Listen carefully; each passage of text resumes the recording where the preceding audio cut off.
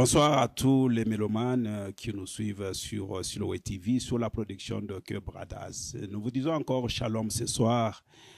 Aujourd'hui, nous vous amenons encore un autre numéro avec un homme de Dieu qui est là avec moi comme invité ce soir. C'est avec lui que nous allons passer ces bons moments. Et lui, c'est le docteur Igo Bampile. Et c'est avec le docteur Igo Bampile que nous allons édifier le corps du Christ ce soir par rapport à tout ce qui s'est dit tout autour de pasteurs, tout autour des serviteurs, tout comme servantes de l'Éternel. Est-ce que cela est vrai? Cela est faux? La réponse, nous l'aurons ce soir avec le docteur Igo Bampile. C'est un homme qui parle bien, mais je ne sais pas s'il sera à la hauteur de votre réponse ce soir. Alors, pour illustrer bien ce que nous voulons partager ce soir, je m'en vais accueillir l'homme de Dieu. Bonsoir, docteur Igo. Bonsoir, pasteur José. Très heureux et d'abord, merci d'accepter notre invitation sur Siloé TV. C'est moi qui vous remercie. Vous êtes l'une des personnes que j'ai cherché longtemps. Mais j'ai vu quand même que le ciel quand même a permis que ce soir, que je sois devant vous et que nous puissions parler. Docteur Igo, il y a une mission que Christ est sur la terre, là où nous sommes aujourd'hui. Christ nous a laissé une mission en disant que allez et faites de toutes les nations les disciples. Est-ce que ces disciples-là ont en train d'être formés aujourd'hui? Merci pour la question. Je crois que je voudrais aussi préciser quelque chose de très important. Dans le ministère, j'ai un appel apostolique, mais j'ai un don doctoral. Donc, c'était une précision détail. Et je voulais vous dire en même temps merci. Je sais que dans la ville d'ici, il y a beaucoup de pasteurs, beaucoup de bishops, des archevêques, mais vous avez porté votre choix sur ma petite personne. Je vous dis sincèrement merci. Merci. Par rapport à votre question, je crois que l'Église aujourd'hui est en train de traverser un moment très difficile. Je crois que tout part des enseignements et des appels, parce qu'il y a plusieurs types d'appels. Il y a l'appel au salut, l'appel au service et l'appel au ministère. Alors, les animateurs ou soit les hommes de Dieu qui ont la responsabilité d'enseigner la parole de Dieu, je crois que certains se sont détournés de la mission que Christ nous avait laissée et les enseignements que nous donnons aujourd'hui à l'Église ne répondent pas à la mission que Christ nous a laissée. Et voilà les conséquences de tout ce que nous sommes en train de vivre dans le corps du Christ. Docteur Igo, jusque-là, quelle lecture feriez-vous? Est-ce que la mission est en train d'être bien faite ou bien il y a des choses qu'on doit réparer nécessairement? Si je dis que la mission n'est pas accomplie ou elle n'est pas faite, je serai pris comme un menteur. Je sais qu'il y a beaucoup de choses qui sont en train d'être faites dans les corps du Christ, mais il y a beaucoup de dérapages. Beaucoup de choses qui doivent être corrigées, beaucoup de choses qu'on doit revoir, et surtout quand je parle des choses à revoir, je ne parle pas de ce qui est physique. Je crois que c'est dans le cadre des enseignements que nous sommes en train de donner à l'Église aujourd'hui. Je crois que les enseignements que nous donnons aujourd'hui à l'Église, la majorité, ça ne cadre pas avec la doctrine chrétienne.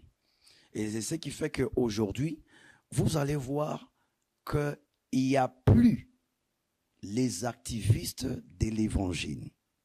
Il n'y a plus des actions qui visent les saluts des âmes. Il y a plusieurs séminaires, plusieurs conférences. Mais quand vous regardez les résultats à la fin de toutes ces conférences, il n'y a pas de salut des âmes. C'est-à-dire qu'il y a un problème très sérieux. Parce que toutes les activités que nous pouvons organiser, l'objectif, c'est le salut des âmes. Et regardez, vous êtes une personne qui visite tant d'églises, regardez toutes les manifestations, toutes les conférences, ne parlent qu'autour de l'homme de Dieu, de l'église, pas corps du Christ, mais l'église est locale ou dénominationnelle, et ça s'arrête là. Et quand même vous posez la question à ceux qui viennent participer à ce genre d'activité, ils vont vous dire seulement que non, il y avait la parole de Dieu, il y avait la puissance de Dieu, et puis ça s'arrête là. Mais la vie chrétienne, elle est la même. Il n'y a pas des avancées de ce côté-là. Docteur Igo, Aujourd'hui, nous avons tant de serviteurs qui nous parlent réellement de là où peut-être il vient. Mon père, c'est un tel, je suis d'Adi Nabala, je suis de Mutombo, je suis de ceci et de cela. Mais il ne donne pas l'image réelle peut-être de la personne. Et à ce genre de serviteurs, quel mot pourriez-vous dire? Vous savez, Pasteur José, le plus grand péché, c'est de commencer à servir le Seigneur sans que vous l'acceptiez dans votre vie comme Seigneur et Sauveur. Bien dit. Être pasteur, c'est une chose. Vous voyez, je l'ai toujours dit dans mon église. Il y a certaines choses que je ne fais pas dans ma vie, pas parce que je suis pasteur, pas parce que j'ai une église. Je ne le fais pas d'abord parce que je suis un enfant de Dieu. Parce que si votre conversion avait déjà connu un problème, la suite n'aura que des problèmes. Avoir un père spirituel, c'est bien. Je crois que chaque homme de Dieu, même au temps des prophètes, il y avait des écoles. Ouais, quand on parle par exemple des fils des prophètes et d'Élie, c'était une école des prophètes. Mais la référence de nous tous ici, que ce soit les pères spirituels, que ce soit nous les enfants, même les aînés, c'est la personne de Jésus-Christ. Si tout évangile, toute référence ne tire pas ses origines à la personne de Christ, c'est-à-dire que ce n'est pas l'évangile ça. Quand quelqu'un prêche un message et que Christ n'est pas présenté dans son message, même si il parle pendant 45 minutes, 1 heure du temps, il vous donne des révélations et des révélations, mais si la personne de Christ n'est pas dans le message, cela n'est pas l'évangile de Christ. D'où, avoir un père spirituel, ce n'est pas un problème, mais le tout doit nous amener au pied de Jésus. Christ a besoin des disciples. Mais aujourd'hui, j'ai l'impression qu'on a difficulté de trouver des disciples dont Christ a besoin. Christ n'a pas besoin de notre onction. Mais Christ a besoin des disciples. Effectivement. C'est la mission qu'il nous a laissée. Effectivement. Mais c'est comme si l'impression dans nos églises aujourd'hui, il n'y a pas de disciples. Au contraire, je peux dire que non, on a des atalakou, on a des fanatiques. Mais maintenant, si Christ revenait aujourd'hui, parce que je pense bien que Dr Hugo aussi, dans son église, il prêche que Christ revient bientôt. Ouais. Alors, si Christ revenait bientôt là, quels sont les disciples que Christ va trouver dans nos églises? Je l'ai dit une fois ici, que au-delà des ministères, si le pasteur lui-même n'est pas converti, il aura du mal à former les disciples de Christ. Parce que tout part de là. Vous voyez, si vous n'êtes pas chrétien, comment vous allez fournir un effort de rendre d'autres personnes des chrétiens? Aujourd'hui, nos églises sont devenues des entreprises, ou des, excusez-moi les termes, des entreprises de production des pasteurs et des hommes de Dieu, pas des chrétiens. Pourquoi? Parce qu'on a besoin d'avoir tant d'églises, on a besoin d'avoir des institutions, on a besoin d'avoir une communauté, mais sans tenir compte de la qualité de la vie chrétienne de personnes à qui vous voulez responsabiliser les églises. Vous voyez. D'où, lorsque vous êtes un pasteur, vous avez reçu l'appel au ministère, vous commencez l'église au début, lorsque les gens viennent, parce que de toutes les façons, les gens ne nous suivent pas à cause de notre appel. L'appel ne concerne que l'homme de Dieu. Mais ce qui attire les gens dans une église, ce n'est pas l'appel de l'homme de Dieu, ce n'est pas l'onction de l'homme de Dieu, mais c'est la vision. D'où, là où Dieu avait appelé Moïse, les peuples d'Israël n'étaient pas là. C'est lui qui avait vu les buissons ardents. C'était pas, Aaron n'était pas là, les enfants d'Israël n'étaient pas là. Il était le seul. Mais c'est quand il a présenté la vision que Dieu m'a envoyé pour vous faire sortir de ces pays et vous amener dans les pays qu'il avait promis à vos pères. Et les gens se sont attachés à la vision. Et chaque vision a un message. En dehors du message que Dieu nous a donné tous, de transformer, de faire de toutes les nations des disciples, mais il y a un message qui est lié à la paix de l'homme de Dieu et à la vision. Partant de cette vision-là, c'est en ce moment-là que vous pouvez maintenant commencer à former. Il y a ce qu'on appelle dans certaines églises, comme chez nous, les départements d'affermissement. Lorsqu'une personne vient dans une église, vous lui posez la question. Êtes-vous converti? Même si la personne chante, même s'il a un don. Vous voyez, par exemple, aujourd'hui, j'ouvre une parenthèse, quand quelqu'un vient, il s'appelle Papy, il vient dans l'église, il chante bien. Ah, frère Papy, non, côté en chorale. Vous ne connaissez pas sa vie. S'il est chrétien, s'il est païen, mais parce qu'il chante bien. Vous prenez une personne pareille, vous lui responsabilisez dans l'église. Et après-demain, il commence à commettre les erreurs dans l'église. Donc la première des choses qu'un pasteur doit faire, lorsque les gens viennent, ils vous suivent, vous les encadrez. Vous posez d'abord la question si réellement ils ont reçu Christ dans leur vie. Partons de là. Vous allez faire une évaluation des types de personnes que vous avez dans l'église. Et s'il faut recommencer avec les enseignements, vous allez recommencer avec les enseignements de base. Donc, ce qu'on appelle les préliminaires, la vie chrétienne, apprendre aux gens c'est quoi la vie chrétienne. Aujourd'hui, vous allez examiner si dans votre église, vous avez un musicien, vous le suspendez. Il quitte votre église, il vient dans mon église. Lorsqu'il quitte mon église, il vient dans votre église. Quelle sera votre réaction?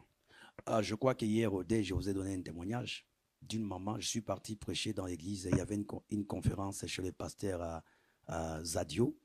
J'étais parti prêcher dans Kava. Il y a une maman qui a été affectée par la grâce. Elle m'a suivi d'abord après le travail. Elle m'a demandé mon numéro. Elle a dit qu'elle voulait parler avec moi. Je lui ai dit non, je ne peux pas te donner mon numéro. Demande mon numéro à ton pasteur si tu veux parler avec moi. À ma grande surprise, le dimanche passé, elle est venue à l'église. Et après le culte, je l'ai reçue dans mon bureau. Elle m'a dit non, Dieu m'a envoyé pour que je commence à prier ici chez vous à l'église. Comme c'est une âme que je rencontrais dans une église où j'ai été invité, j'étais obligé de recourir vers son pasteur. J'ai appelé son pasteur. Et je lui ai même dit à cette maman-là que tout ce que tu viens de me dire là, je vais dire ça au pasteur. Parce que moi, je ne suis pas ton pasteur. Même si tu apprécies ma grâce, mais si tu m'as connu, c'est à travers l'église où j'ai été invité. Cette maman était mouillée lorsque je lui ai donné cette réponse. Et j'ai appelé les pasteurs Serge, je lui ai expliqué les cas. J'ai appelé les pasteurs Zadio, je lui ai expliqué les cas. Et on avait rendez-vous avec la maman les mercredis. Parce que j'avais dit au pasteur Serge, si elle vient les mercredis, je souhaiterais que donc les pasteurs Zadio soient là. Elle n'est pas venue. C'est comme ça qu'il faut éduquer un peu les chrétiens, surtout ici en Afrique du Sud. Docteur Igo, quel est le problème clé qui se passe entre nous, serviteurs de Dieu? Si je parle des serviteurs de Dieu, j'aimerais beaucoup plus parler ici des pasteurs. Christ nous a donné une mission, à nous tous pasteurs, d'aller faire. Mais c'est comme si on a oublié la mission que Christ nous a donnée. Maintenant, le combat là, les canaux là, des combats qu'on doit tirer de l'autre côté, se tournent entre nous. Dès que Dr Igo n'est pas là, je tire sur le dos de Dr Igo. Lorsque Pasteur José n'est pas là, Dr Igo tire sur Pasteur José. Alors ça devient que c'est comme si le diable qu'on devrait combattre, ce diable-là est entre les pasteurs. Moi, je crois que, Pasteur José, les problèmes est au niveau, parce que là où il y a les vrais, il y a aussi les faux. Ce qui est vrai, que nous avons aujourd'hui beaucoup d'infiltrés dans les corps du Christ. Nous avons beaucoup de terroristes. Vous savez, il y a plusieurs motivations aujourd'hui qui poussent aux gens de créer les églises, par exemple. Il y a des gens, par exemple, ici en Afrique du Sud, il était venu chercher sa vie. Au Congo, il était intercesseur. Il arrive ici, la vie lui complique, il dit non, comme au Congo, j'ai prié beaucoup, laisse-moi commencer l'église. Est-ce que c'est Dieu qui lui a demandé de faire l'église? Il commence une église. Et quand il commence l'église, il n'a pas le mandat de Dieu, il n'a pas l'approbation de Dieu. Il fait cette église selon son raisonnement à lui, selon ses pensées à lui. Mais le résultat ne sera pas le même avec celui que Dieu a appelé dans le ministère, avec celui que Dieu a envoyé dans cette nation. Moi, quand je suis arrivé ici, moi, je n'ai pas fait beaucoup de temps ici. Je suis arrivé en 2017. J'ai pris l'église en 2018. Et qu'est-ce que les gens me disaient? Qu'il faut d'abord connaître l'anglais, il y a ça, il y a ça. Moi, j'étais venu comme missionnaire. C'est pourquoi dans ces pays, je n'ai fait ni affaire, ni quoi que ce soit. Je suis dans l'œuvre de Dieu parce que je suis un missionnaire ici. Et les anges de la mission m'accompagnent. Et dans la C'est parce que quand même l'Église vous donne quand même quelque chose, comment vivre. Je crois que vous connaissez mon église. Je ne connais pas de ceux qui entrent dans l'église et de ceux qui sortent de l'église. Comment ça? En fait, c'est ça les problèmes. Moi, je ne suis pas venu faire les affaires dans l'église. Je suis venu servir Dieu. Et en servant Dieu, j'ai établi une administration des hommes et des femmes que Dieu m'a donnés dans ces pays qui s'occupent de leur église. Mon travail, je viens que prêcher. Et je peux vous choquer peut-être. Je suis le premier partenaire de mon église. À chaque fois qu'ils sont au bout, ils sont limités, ils recourent à moi. Donc, si quelqu'un fait l'église pour gagner la vie, franchement, il va insulter Dieu un jour. Parce que l'église a beaucoup de dépenses. L'église a beaucoup de réalités. Oui, par exemple, là, nous sommes avec nos amis ici avec des caméras. Je suis en train de rêver pour comment organiser les médias de mon église. Ça demande l'argent. Regardez les caméras. Il y a combien de caméras ici? Maintenant, j'ai besoin de travailler le média de mon église. Je vous ai parlé tout à l'heure que comment je peux faire avec votre maison pour commencer à prendre mes cultes les dimanches. C'est vous dire que non, c'est l'argent. Parce que les gens qui viendront, tous ces gens qui viennent filmer, ils ont besoin de l'argent. C'est une entreprise. Ça demande l'argent. Alors, si maintenant vous voulez avoir cet argent dans l'église, vous allez insulter Dieu un jour. Alors, le problème maintenant, c'est quoi? Lorsque la personne fait l'église sur base pour faire besoin, face plutôt aux besoins sociaux, et il rencontre maintenant les difficultés. Maintenant, il se pose la question, comment le pasteur Hugo a fait? Il a fait quoi pour avoir une telle église?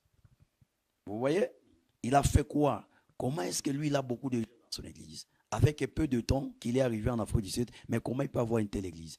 Mais il ne sait pas que moi, je ne suis pas venu ici comme un réfugié. Je ne suis pas venu ici pour faire les business. Je suis venu ici comme un missionnaire. Et la grâce de la mission m'accompagne dans ces pays. Alors, ces genres de personnes-là, ce sont ceux qui vont maintenant tirer sur vous. Il est féticheur. C'est qu'il a autre chose qu'il utilise. Parce que lui n'est pas vrai. Parce que la grâce, reconnaît la grâce. Il y a ce que j'enseigne sur le respect de la grâce. Je dois reconnaître votre grâce et vous devez reconnaître ma grâce. Lorsque Marie et Élisabeth se sont rencontrés, la Bible dit qu'il y a un mouvement qui a été fait dans le ventre de ces deux femmes. C'est-à-dire quand deux grâces se rencontrent, le ciel bouge. Mais il n'y a que celui qui n'a pas la grâce qui peut combattre celui qui a la grâce. Donc c'est ça le problème qui est là. Donc, et deuxième problème, je termine par là, oui. C'est un problème des fidèles. Nous ne gagnons plus les âmes dehors. Il y a beaucoup de païens. Peut-être ici, je ne sais pas si parmi mes frères ici, il y a quelqu'un qui n'a jamais connu Christ dans sa vie. Mais vous allez voir maintenant, nous faisons ce qui s'appelle les transferts des âmes. X priait dans votre église, il a fait longtemps, et demain après-demain, il quitte, il vient dans l'église des pasteurs, il vient au temple de Victoire. Celui qui était au temple de Victoire et qui quitte le temple de Victoire, il va se Siléo ministrer. Ce sont les mêmes personnes. Maintenant, quand moi je vois que mes fidèles étaient ici, ils ont quitté le temple de Victoire, ils commencent à prier dans votre église. Je ne vais pas vous demander, il y a la rancune qui se crée entre moi et les pasteurs. Et les conflits commencent par là. C'est ça le problème. Docteur Hugo, il y a une question très importante que j'aimerais que vous puissiez nous aider à ça. Les pasteurs, entre nous, on ne s'attend pas. Mais lorsque vous avez une convention, séminaire, conférence, vous avez besoin de l'appui de mon église. Mais en réalité, il n'y a pas une bonne relation entre le pasteur José et l'autre pasteur. Que pourriez-vous dire à un serviteur qui nous suit face à ces comportements? Je vais choquer en disant cela. Mais je vais dire juste tout simplement que nous, Congolais, nous avons un problème très sérieux. C'est l'hypocrisie. Donc l'hypocrisie au milieu des hommes de Dieu. Et aux hommes de Dieu et au milieu des enfants. C'est une sémence qui est descendue même, qui a touché même les enfants de Dieu. Et cela a affecté même notre nation. Si aujourd'hui même les présidents ont des problèmes dans la gestion de notre pays, c'est parce qu'il est entouré par des hypocrites. Vous savez, dans le leadership, ne vous faites pas toujours entourer par des personnes qui vous jettent que de fleurs. Non. Je l'ai dit hier au dé que même Christ, à un certain moment, il avait besoin de savoir qu'est-ce qui s'est raconté autour de sa personne. Il dit, qu'est-ce que les gens disent sur moi? Ils ont commencé par dire, non, ils disent que tu es Élie, Jérémie, tu es un des prophètes. Il dit, maintenant vous. Ils sont restés calmes. C'est-à-dire, ils marchaient avec Jésus, mais avec une autre image de la personne de Christ. Ça, c'est l'hypocrisie. Je viens dans votre séminaire, je viens dans votre conférence, mais je ne suis pas d'accord avec vous. Et quand je vais quitter cette conférence, ce ne sera pas pour aller rendre gloire à Dieu. Ce sera pour aller critiquer Abed Mpiaka. Vous voyez, cette hypocrisie-là ne va pas faire avancer l'œuvre de Dieu. Regardez cette hypocrisie-là où il nous amène. Je vous donne un exemple. Nous sommes ici, il y a par exemple l'union de ministres francophones qui est dirigée par notre papa, l'évêque Mike Luamboa. Mais regardez toutes les conférences qui se passent dans cette ville. Les invités ne viennent que du Congo, Angola, France, États-Unis. Ici, en Afrique du Sud, il n'y a pas de grâce. Beaucoup. Mais pourquoi on n'invite pas les pasteurs d'ici? Ça veut dire qu'on ne se fait pas confiance. Voilà. Docteur Igo, une question peut-être que je pouvais poser, mais je n'ai pas pu poser. Mais l'opportunité vous est donnée par l'accueil. Et surtout, nous voulons profiter de cette grâce que vous nous avez offerte en passant ici pour transmettre ce message. Qu'est-ce que vous pouvez donner comme conseil aux hommes de Dieu qui auront l'occasion de nous suivre? Parce que moi, je m'arrête par ici et que quelque chose vous montre à édifier le corps du Christ. Je vais peut-être demander à ceux qu'on retourne à l'évangile pur, de prêcher les saluts. On peut prêcher la foi, on peut prêcher la délivrance, on peut prêcher la repentance, on peut prêcher la restauration, mais je crois que le message de la personne du Christ doit retourner dans l'Église. Parce que vous allez remarquer que nous avons plus de païens maintenant dans l'Église et de religieux que des enfants de Dieu. Et ça, c'est un danger. En tant que pasteur, au-delà d'avoir un grand nombre dans l'Église, mais nous devons nous poser la question, si Christ est revenu aujourd'hui, est-ce que ces gens qui sont avec moi, est-ce qu'ils ont aussi l'opportunité d'aller au ciel? C'est la question que chaque pasteur doit se poser. Avoir les gens, c'est bien la notoriété, très connu, ils prêchent bien. Parce que là, si nous entrons dans les messages ou sortir des révélations, je peux en sortir. Mais la meilleure révélation de toutes les révélations, c'est de prêcher la personne de Jésus. Parce que nous sommes en train de traverser un moment très difficile. Très difficile. Et le diable a injecté un poison en relevant plus les faux, en leur donnant une certaine notoriété pour zapper l'image des hommes de Dieu. Parce que le miracle, c'est une question de confiance. Vous savez, peu importe la grâce que je peux avoir, de la délivrance, de prier pour les gens, si tu ne crois pas à moi, même si je mets ma tête sur ta tête, j'ajoute mes mains et les pieds, il n'y a rien qui va se passer. Parce que vous ne me faites pas confiance. Mais si vous croyez, c'est comme ça de tous les miracles que Christ faisait dans la Bible. Il disait, ta foi t'a sauvé. Parce que ceux qui venaient vers Jésus, c'était des personnes qui croyaient à la personne de Jésus. Donc il est temps pour les hommes de Dieu de retourner un peu à l'évangile, de faire voir aux enfants de Dieu, au-delà de mariage, au-delà de voyage, de passeport, nous ne sommes pas des douaniers, nous ne sommes pas des motivateurs, nous ne sommes pas des influenceurs, nous sommes des prédicateurs de l'évangile. Moi, je ne prêche pas pour motiver quelqu'un, je prêche l'évangile du Christ, parce que l'évangile, c'est une puissance qui délivre et qui libère. Mais aujourd'hui, nous avons plus de motivateurs, des influenceurs que des prédicateurs. Que des prédicateurs. Alors, je demande aux hommes de Dieu de retourner à l'évangile. Et aussi, je demanderai l'unité du corps du Christ. Parce que, à l'heure actuelle où nous sommes, l'Église est divisée. L'Église est divisée. Vous voyez, je vais vous donner un exemple. Il y a les pasteurs sœurs, je les connais depuis 2018. Serge Mpiana. Mpiana. On a fait connaissance. C'est le premier pasteur, quand je commençais l'église, je voulais un peu avoir un aperçu sur toutes les églises de l'Afrique du Sud. surtout de la communauté congolaise. Qu'est-ce qui s'est passé? Qu'est-ce qui s'est dit? Qu'est-ce qui s'est prêché? L'organisation. Et j'ai commencé par son église. J'ai compris la maladie qui était dans l'église congolaise. Les qualités, je les ai prises.